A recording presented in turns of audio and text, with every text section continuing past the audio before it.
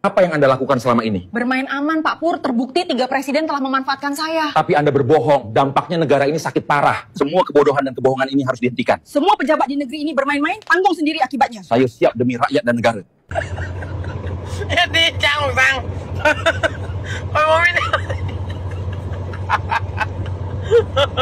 Apa yang Anda lakukan selama... Oke, teman-teman ya, video ini adalah karya anak bangsa ya. Nggak tahu gue siapa ini yang bikin video ini. Jadi tentu saja ini karya anak bangsa. Kenapa orang bikin video seperti ini? Karena kita cinta dengan Pak Purbaya. Kita sayang dengan Pak Purbaya ya. Tetapi perlu berhati-hati ya teman-teman. Karena video semacam ini justru bisa jadi bumerang bagi Pak Purbaya ya. Video ini terlihat lucu bagi kita ya. Tetapi video ini menyakitkan bagi sebagian oknum. Tentu saja oknum koruptor ya yang gue maksudkan. Dan mereka akan menyerang balik ya ketika Pak Purbaya lemah atau lengah gitu ya. Kita sih sebagai rakyat ya kita memuja-muji Pak Purbaya ya. Kita senang, kita bikin parodi-parodi aneh seperti ini. Tetapi ketika dia diserang oleh oknum, kita nggak akan bisa selamatin dia gitu teman-teman ya. Ketika nanti dia dihantam di DPR atau di meeting menteri gitu ya, kita nggak bisa ngebantu dia gitu teman-teman ya. Jadi gue melihat si Purbaya ini memang betul ceplas-ceplos, tetapi kecintaan kita ini mendukung dia. Namun gue melihat ada satu kekurangan, yaitu Pak Purbaya ini masih belum dapat kewenangan yang cukup untuk terutama memecat orang-orang yang seharusnya dipecat dari 10 tahun yang lalu ya. Nah, ketika para musuh-musuh dia menyerang balik Pak Purbaya, ini dia bisa dipenjarain, bisa dimatiin, bisa dimasukin jurang, bisa dikucilkan dan sebagainya ya. Bahkan dia bisa dihabisin oleh Prabowo itu sendiri loh. Jangan salah loh. Ketika Prabowo mendapat tekanan dari banyak orang yang cukup besar dari semua sisi, bisa jadi Pak Prabowo yang habisin si Purbaya ya. Dan kita berharap itu tidak terjadi teman-teman ya. Oke, lanjut. Purbaya menjadi target operasi. Sebuah sikap yang bagi sebagian pihak dianggap menantang arus besar kepentingan lama. Mantap, kalimatnya betul-betul kena ya. Purbaya menolak mekanisme pembiayaan yang selama ini dikelola kelompok pro Luhut. Ini jelas benturan kepentingan besar. Benar teman-teman ya.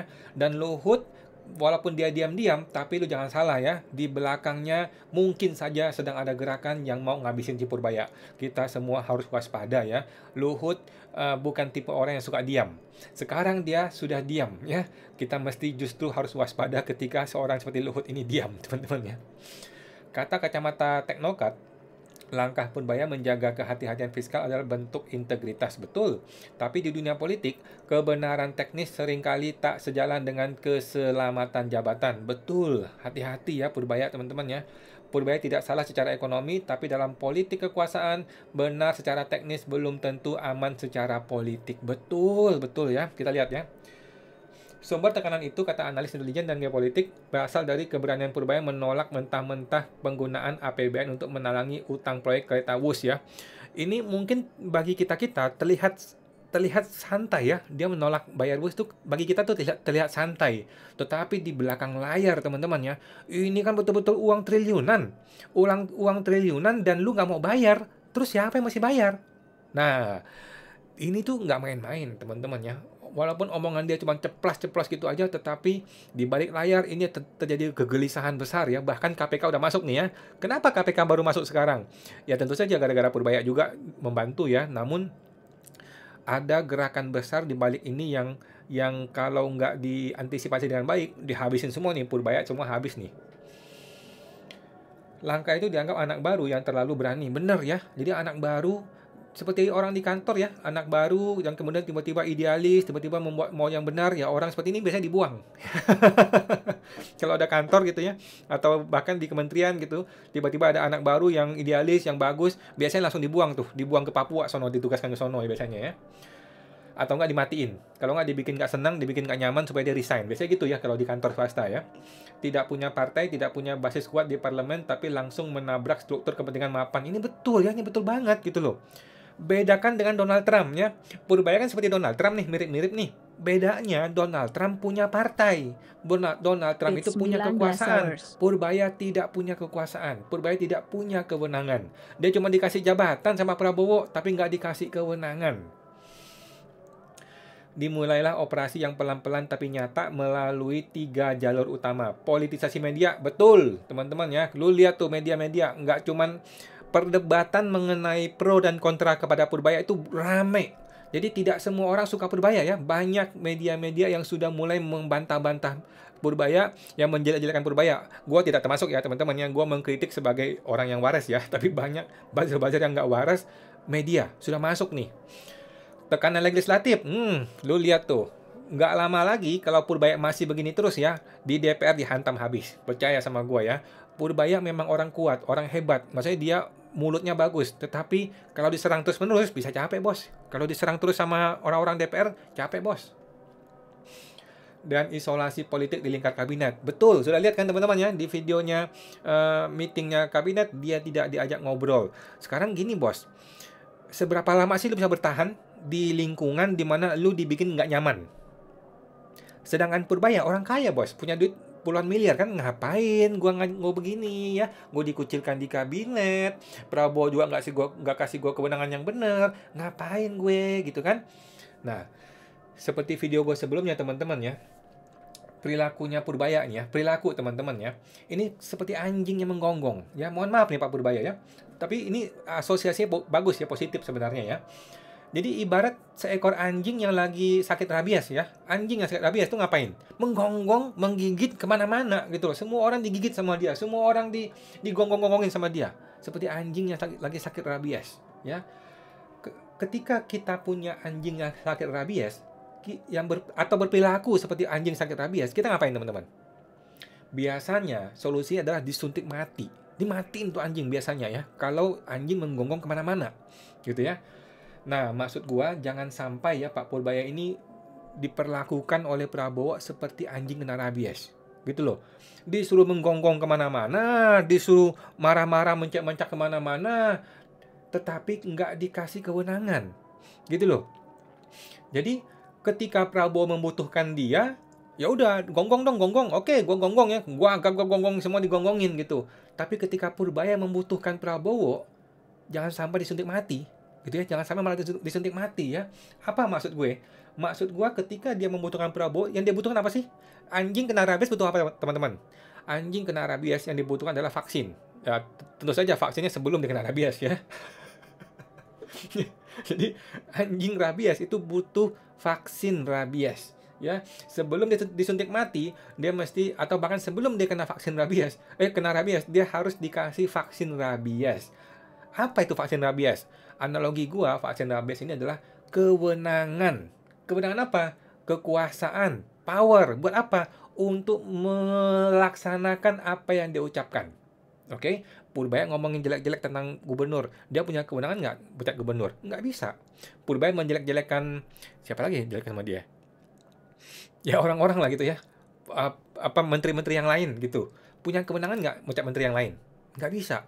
Prabowo ngejelek-jelekin orang bea cukai, orang DJP. Lu kira orang-orang ini nggak sakit hati? Sakit hati, bos. Selain sakit hati, mereka kan punya geng, ya kan? Orang DJP, orang bea cukai punya geng nih. Punya geng, punya duit, punya kekuasaan. Lu kira mereka diam-diam aja?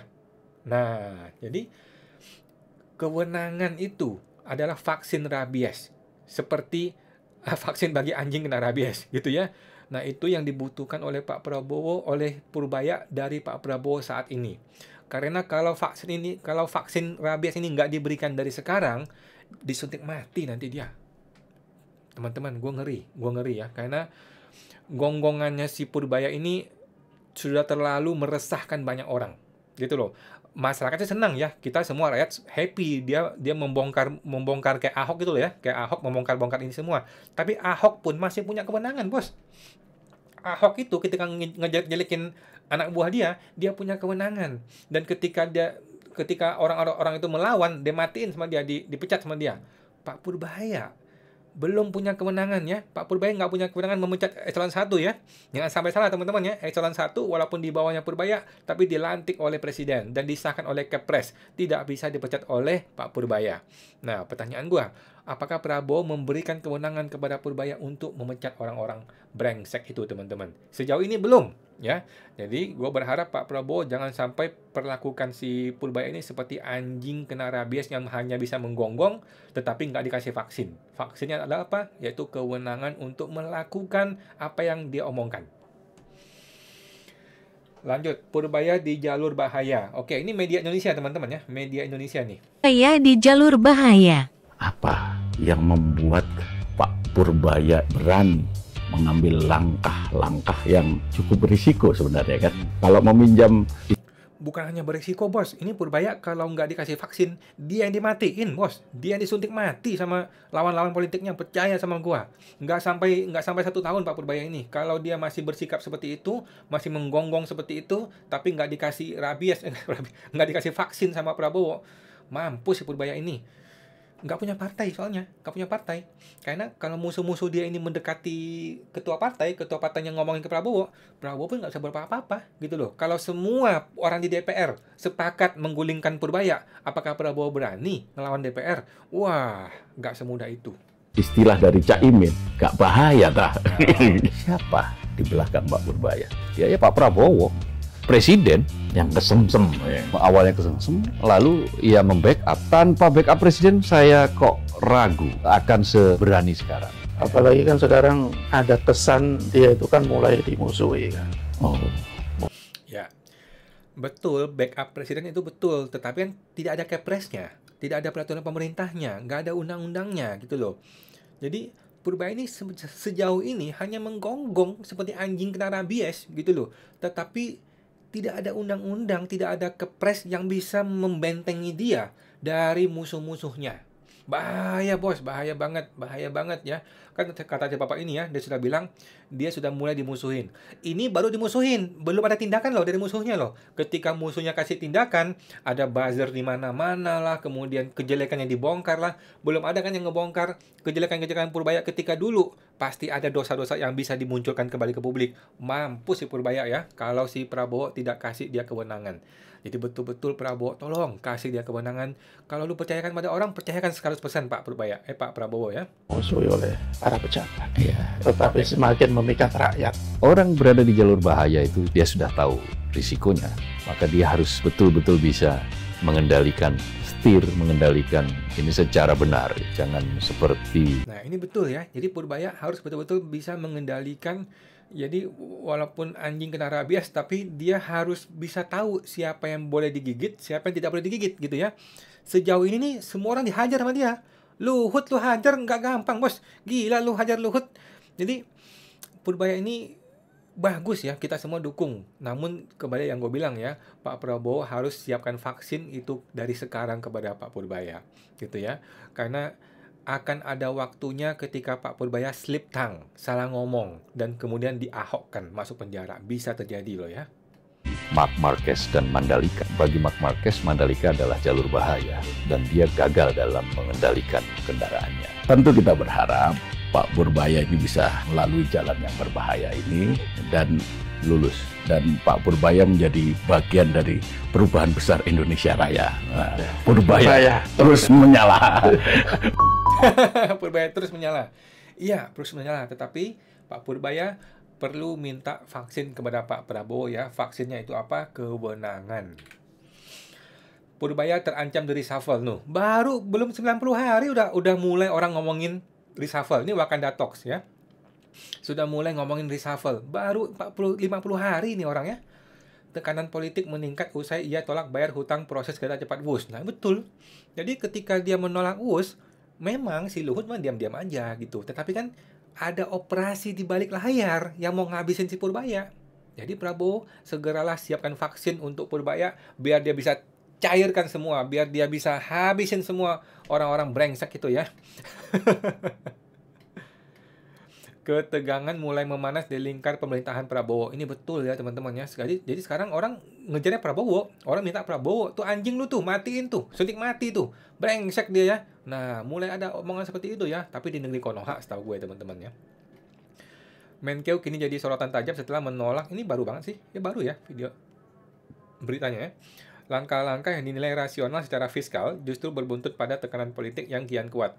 Menurut analis politik Amir Hamzah, Purbaya sedang menghadapi operasi tekanan terstruktur. Berbahaya sekali, ngeri-ngeri. Framing negatif di media, panggilan intens ke Komisi 11. Ini bahaya ini ya, hingga melemahnya dukungan di lingkar kabinet. Nah, kita masih ingat teman-teman ya, si Ahok waktu dulu di DPRD dibilang anjing, dibilang babi. Lu ingat nggak teman-teman? Waktu Ahok di DPRD ngebahas anggaran, dia ngelawan, dibilang babi, dibilang anjing, diteriakin di gedung DPRD, teman-teman ya. Purbaya berani nggak gitu? Berani lu kayak Ahok? Wah, enggak lah ya, Purbaya orangnya lebih sopan ya. Oke.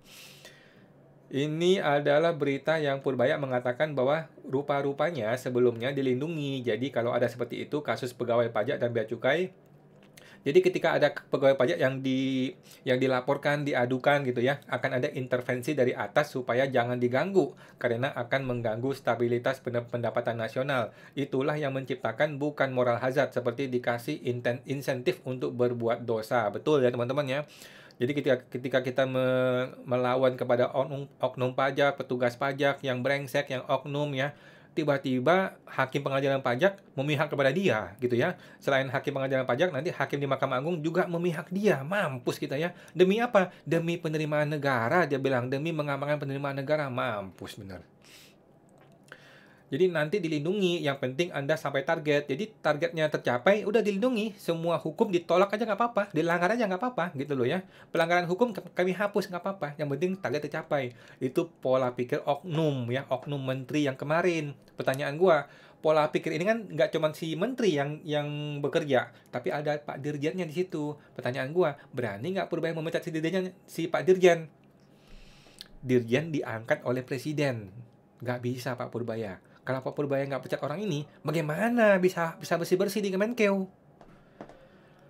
Purbaya tahu dari Jaksa Agung ya, pegawai pajak bea cukai nakal dilindungi. Iya betul, tapi bagaimana nangkapnya? Berani nggak Jaksa Agung nangkapin Pak Dirjen Pajak atau Wah, bisa ribut dunia persilatan pajak ya. Tetapi sih gue mendukung ya. Gue mendukung Pak Purbaya itu berani, atau Jaksa Agung ya, berani betul-betul menangkap orang-orang itu ya. Kalau berani sih kita justru percaya sama Pak Purbaya, justru kita malah respect ya.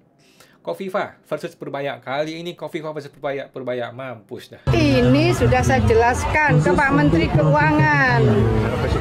Sudah ada Pak Sekda, ada Pak Wagub. Pak, sistemnya itu loh di Jakarta. Nah, kenapa deposito aturannya begitu? Nah, ada juga yang ke rekening giro. Rekening giro kita 1,6 itu cash flow. Itu untuk belanja rutin, belanja pegawai 1,6. Tapi kita sampai Desember kebutuhannya 1,8. Wes. Ya, Po. Mari, lah ya begitu. Jadi bukan mengendap secara sengaja. Dan ya begitu, ya Silva. Bukan mengendap berarti Bunda. Sampean jelas beliur. Loh, bukan makna neng gone rekening giro kanggo bayar pegawai. Pegawai dibayar ora. Lah terus duwe salandi, kan nggak boleh masuk di safety box kantor, itu nggak boleh ya di rekening giro. Nah yang deposito aturannya memang begitu karena dia nggak boleh dipakai sampai PAPBD ketok palu. Ini sudah saya jelaskan ke Pak Menteri Keuangan. Sudah ada Pak Sekda, ada Pak Wagub. Pak, sistemnya itu loh di Jakarta. Oke ya. Nah, jadi para gubernur-gubernur ini sakit hati dengan Pak Purbaya karena mereka seolah-olah jahat gitu ya. Mereka nggak senang gitu. KDM melawan. Kalau si Kofifa ini kan ya seorang cewek ya, begitu kayak curhat gitu. Kalau KDM ngelawan ya, betul-betul didatangin ke BI, ke BPK dan lain-lain. Kalau Luhut, wah, Luhut udah pernah penjarain orang, bos. Purbaya ngakak, nggak mau ceplos-ceplos lagi, nanti saya dimarahi. Oke. Mesti gitu sekarang, nggak boleh ceplos-ceplos. Ini Pak, kenaikan gaji PNS kemarin gimana Pak? Kemarin kan Bapak. Saya belum tahu. Nanti saya diskusikan dulu sama teman-teman di kantor. Katanya ngomongnya mesti gitu sekarang, nggak boleh ceplos-ceplos. Nggak boleh, nanti saya dimarahin. Kira-kira saya belum tahu, emang nanti saya katanya ngomongnya mesti gitu sekarang, nggak boleh ceplos-ceplos. Pertanyaan gua, pertanyaan gue ya, siapa yang ngomongin ke dia mengenai cepat ceplos sampai dia berubah pikiran, sekarang nggak mau cepat ceplos lagi? Yang kedua, tadi dia bilang nanti dimarahin, siapa yang marahin dia? Apakah Prabowo? Nah, jangan-jangan Prabowo-nya masuk angin. Jadi menurut gue ya, Pak Prabowo tolong ya, manusia itu harus dibiarkan berekspresi sesuai dengan gayanya dia. Purbaya memang seperti itu gayanya. Kalau lu tekan, kalau lu ganti gayanya, dia resign. Gitu ya, seperti Ahok gitu lah. Ahok tuh memang gayanya seperti itu, dan biarkanlah dia berekspresi seperti itu. Sama seperti Donald Trump.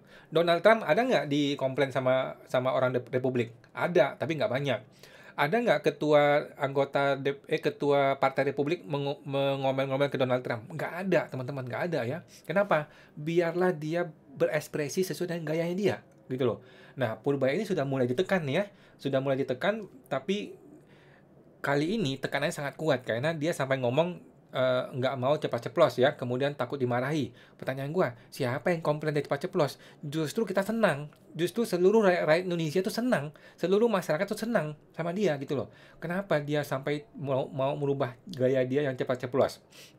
Jangan sampai dia seperti Sri Mulyani jadi tertutup sama kita semua ya. Yang kedua, dia takut dimarahin sama siapa? Kan katanya nggak takut sama siapapun, cuman takut sama Prabowo. Berarti kan jangan-jangan Prabowo yang minta dia untuk behave, untuk lebih tiarap gitu kan? Ya, Pak Prabowo bukannya kasih vaksin malah kasih cambuk. Ya, itu teman-teman ya. Gue berharap Pak Prabowo ngasih vaksin ya kepada Purbaya ya, bukannya kasih cambuk ya. Karena kalau anjing rabies dikasih cambuk ya dia tiarap, menunduk gitu. Harusnya dikasih vaksin. Apa itu vaksin? Kewenangan. Untuk apa? Untuk melakukan apa yang ada di dalam otak dia, apa yang diucapkan oleh mulut dia. Untuk apa? Untuk Indonesia yang lebih baik. Gitu loh. Oke teman-teman, sampai jumpa. Semoga terbantu.